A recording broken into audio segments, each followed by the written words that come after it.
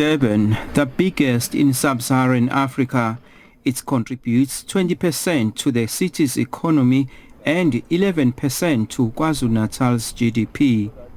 The province's ports in Durban and Richards Bay came to a standstill when workers downed tools demanding better pay.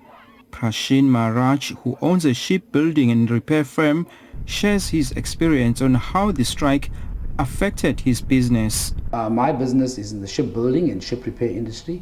We highly rely on the port, not only for our workers to get access to the port, for our suppliers to get access to the port. Some of them couldn't get access because the roads were blocked, but also for the imported components that goes into our ships. So we were waiting for imported components and we couldn't continue at work. We also repair ships and the ships couldn't enter the port because they couldn't get services. So yes, it had a negative impact. The 12-day strike not only impacted local port operations and business, but also the country's international trading partners. Transnet says the minerals and shipping segments were among the hardest hit. It says a recovery plan is in place to ensure port operations are fully restored.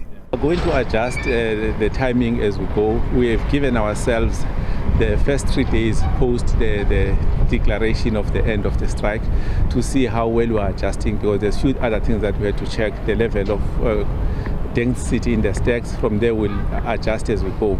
But we really are looking at focusing on the backlog for the next 3 weeks. We're not saying it's going to be all dealt with, but we want every day to be better than the previous day.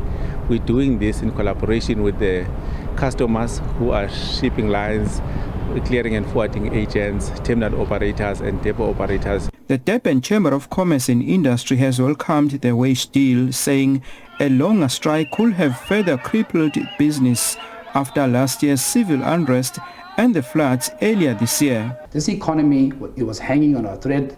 The economy, the economy is on its knees, and I'm very grateful that all the necessary role players came to the party quickly and resolved the strike, and adopted a patriotic mindset in the best interest of the economy. But I think right now, going forward, Vusi, the challenge should be, how do we avert such crises from happening in the future? Transnet says it's still quantifying the impact of the strike. Reports say a day's loss in port activity cost the country's economy just over R1 billion.